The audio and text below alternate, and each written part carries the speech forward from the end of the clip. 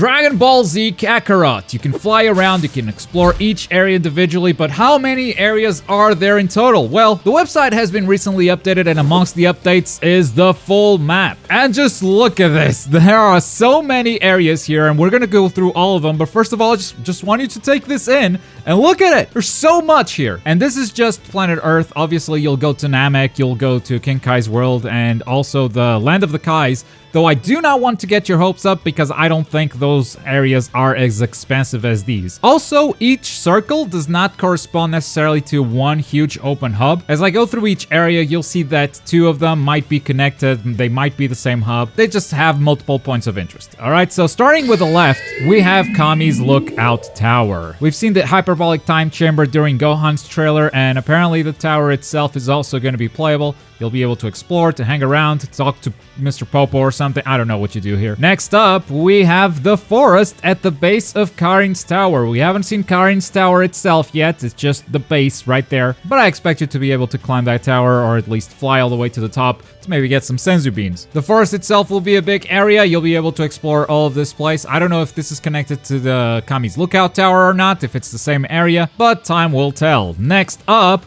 we have a great desert area. It's a great expansive desert full of sand, full of rocky mountains, and in the miniature icon you can actually see Babbidi's hideout, which was seen recently in a demo. The demo showed playable Majin Vegeta. We're gonna break down that demo soon, probably tomorrow, but thanks to that demo we know that this area is also connected to the next one, which is Nam's hometown.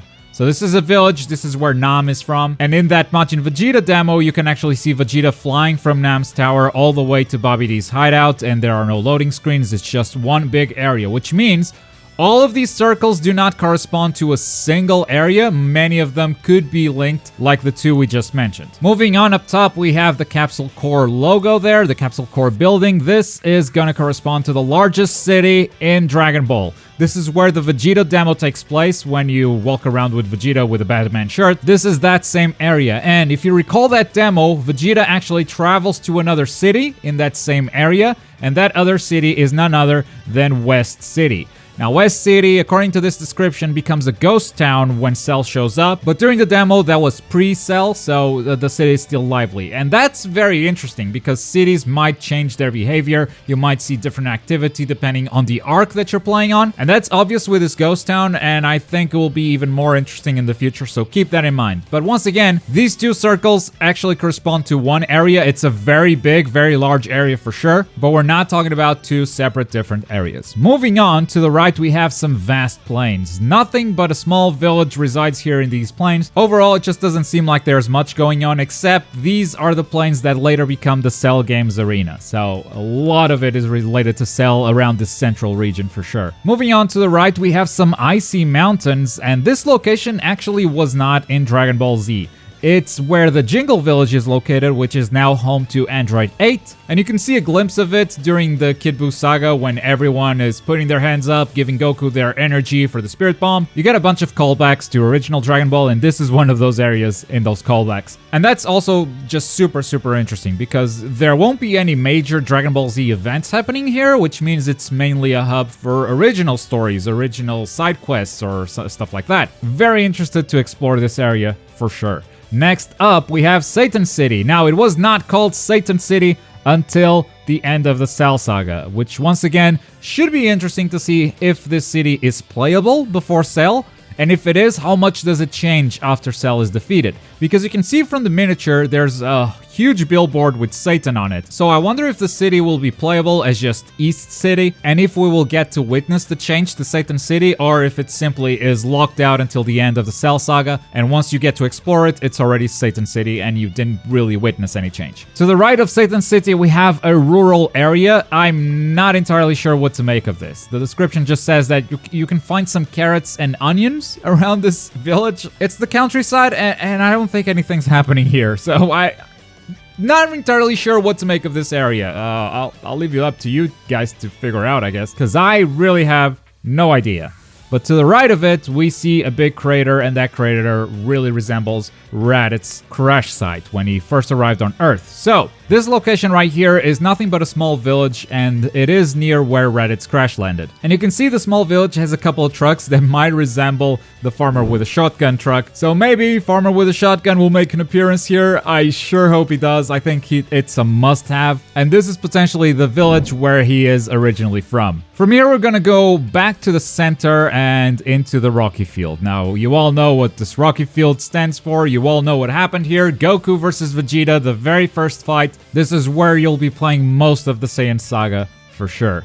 And right next to it, we have a very dense forest, and this, according to the description, is where Gohan trained under Piccolo. Preparing for the Saiyan's arrival, this is where Gohan had to survive, and we have seen a little clip of it during the trailers. To the right of that, we have an iconic location, though also not from Dragon Ball Z. This is Yamcha's Lookout. This place is where Yamcha was hiding. It's where his base of operations was back when he was recruited in the original Dragon Ball series. So again, not a location that will feature any major Dragon Ball Z events, probably mostly a side quest sort of stuff, but I'm actually finding a lot more callbacks to original Dragon Ball than I was expecting, and that is really, really cool in my book. Right next to it, we have the Goku house, and you know what to expect here. It's just Goku's house. You can come back here and apparently eat Chi-Chi's cooking, and that will boost your stats. But this is a place that will be present throughout the entire Dragon Ball Z story. This is where you start before you head out to the Kame house with Gohan in your lap. This is where Gohan will bring Videl and train with her and Goten for the World Martial Arts Tournament. It's a house that has seen a lot of different moments in Dragon Ball Z. Next up, we're gonna go to that island down south, and this is an island that is close to the World Martial Arts Tournament. That's pretty much the translation here. So this is where first Android 19 and Android 20 appeared. So this is where they first started wreaking havoc, where they first started killing people. This was the first sign of trouble in the Cell Saga. And the fact that it is so close to the World Martial Arts Tournament arena, I think it's just a fun fact. It's fun trivia. I had never thought of a Dragon Ball world map like this, actually placing the different iconic locations in a map. So it's interesting to see where this is located.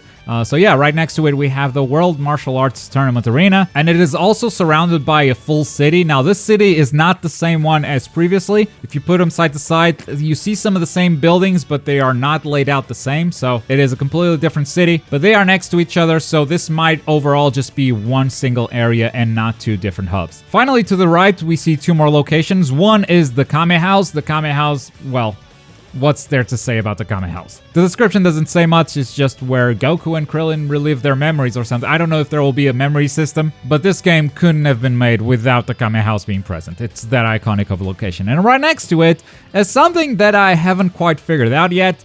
This is an island that is close to the Kame House, and apparently it serves as a shopping island. It's sort of a shopping hub. I do see that there's a port there, but, you know, I could think of other locations with better trade routes. But I guess Master Roshi has to get his porn magazines from somewhere. And anyway, that is it for Earth, though we still have the other planets. Well, like I said, don't get your hopes up because I think there's only one hub per planet. And we're going to scroll down the website and here they are. King Kai's planet. There's a single screenshot here. It's 10 times gravity. This is where Goku trains. I wonder if the 10 times gravity is actually going to affect anything gameplay-wise. It'd be interesting to see Goku struggle with gravity and then get used to it as time goes. And then right next to it, we have Namek. Now, I definitely expected Namek to be composed of different hubs. Just like Earth has a bunch of them, I did expect Namek to also have, let's say, the Frieza ship area, the cave where Bulma hides area, maybe the area around where Guru is. And that's not out of the question. I think that could still happen, but the fact that there's only a single screenshot here representing Namek, maybe Namek is just a single very big area that you have to explore, which, you know, I'm okay with. Depends on the size of the area, I guess, but it was definitely not what I was expecting. And the final area is Land of the Kais. We've also seen a shot of this during some recent screenshots. We saw a shot of Gohan training with the Ultimate Z Sword. So this is not only where you will train as Gohan, this is also where you'll make your final stand in your fight against Kid Buu. And those are all the areas in Dragon Ball Z Kakarot. Again, a reminder, each one of these circles isn't an individual area. There might be a single area for multiple circles, but still, it's a pretty expensive world, and I'm definitely happy with its size. From what they've shown so far, I mean, the city area is just huge. The desert area from the Majin Vegeta demo also seems huge. We'll break that down soon. So as far as size goes, I really don't see any problem so far. I really like the size of this game. But let me know your opinions in the comments down below. Are you happy with the full map size? Would you want some more? Are there some areas that you'd like to explore that weren't featured here? Let me know all your opinions in the comments down below. And as always, thank you very much for watching. My name is Globku, and I'll see you guys next time. Bye.